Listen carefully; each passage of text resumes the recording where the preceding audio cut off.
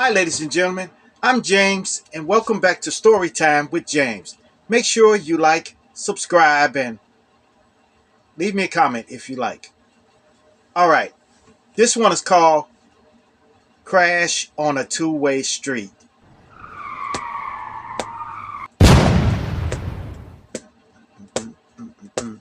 Saw a crash on a two-way street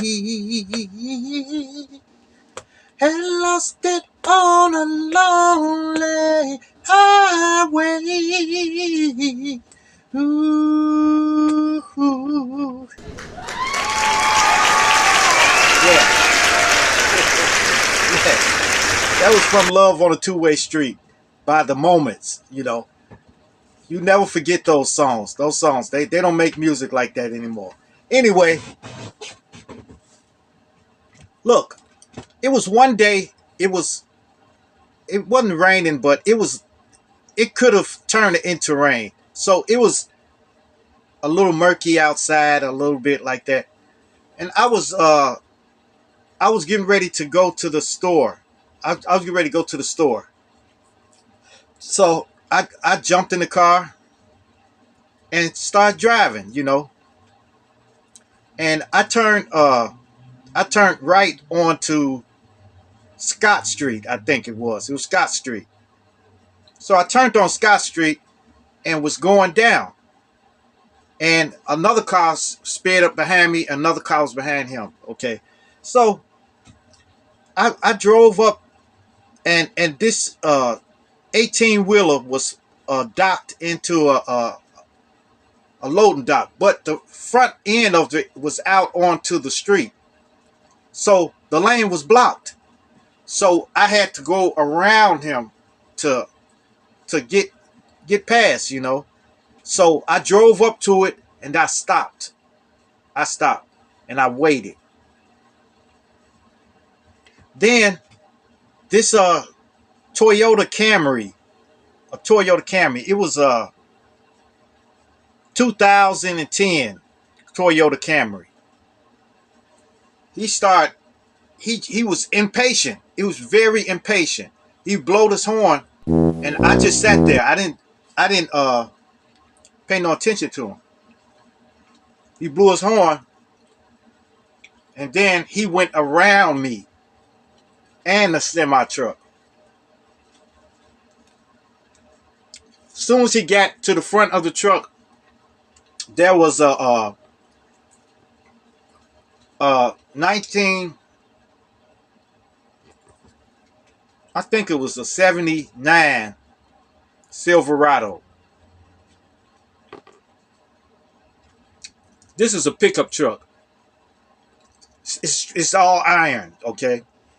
He went around me and went head on with the pickup truck. The pickup truck was going north. We were going south. And I'm telling you, he really, they smacked each other. Bam! So the truck went off to the side and the Camry was here. But his airbags deployed. The Camry's airbags deployed on the guy. But the pickup truck didn't have airbags, you know. So I was sitting there. Then I opened my door to get out.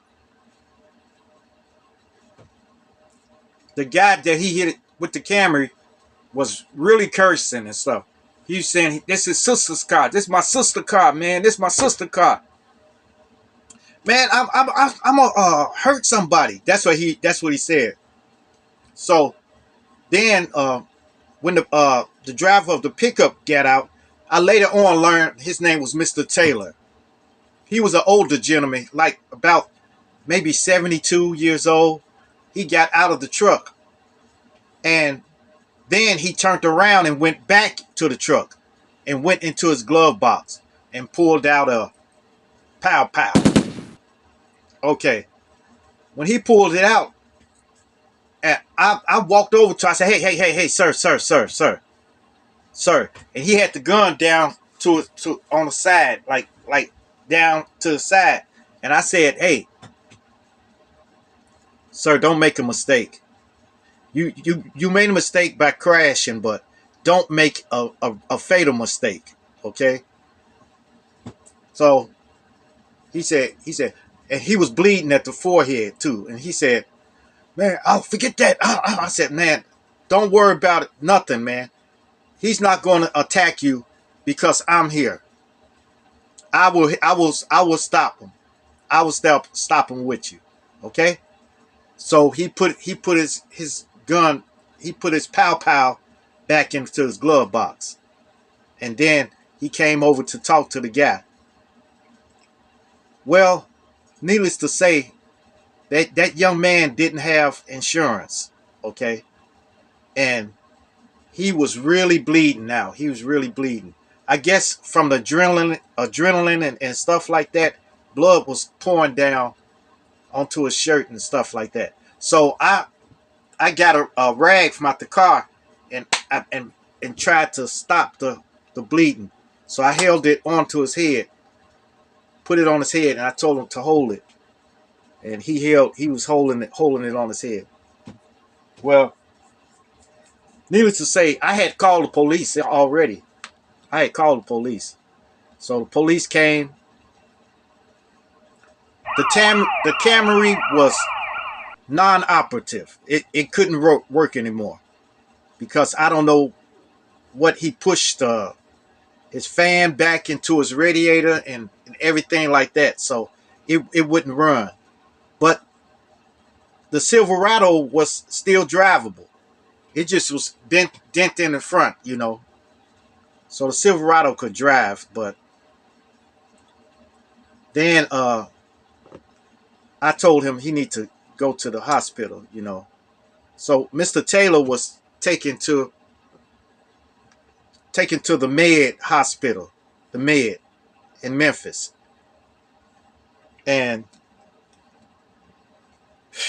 it was messed up because the young man didn't have insurance. He didn't even have a license. So they took him to jail. But man, Mr. Taylor was in the hospital.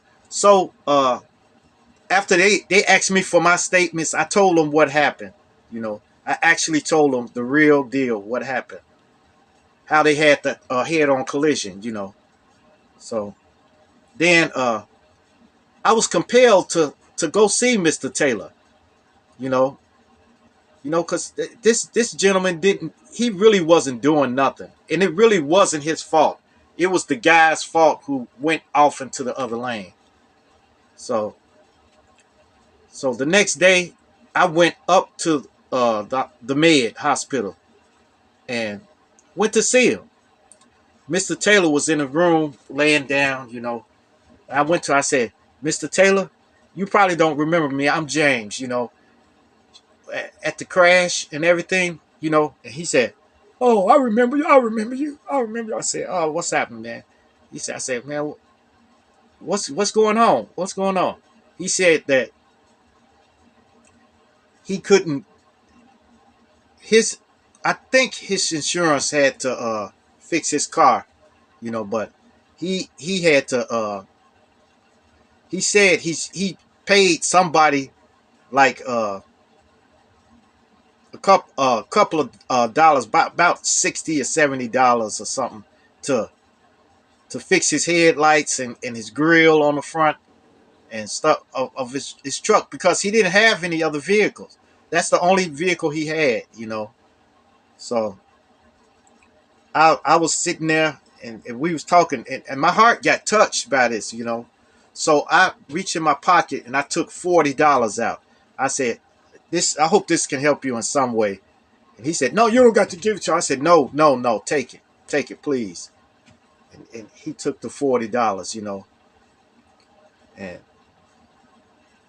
well, like a month later, I saw Mr. Taylor driving and stuff, and we blew horns at each other, bum bum bum bum.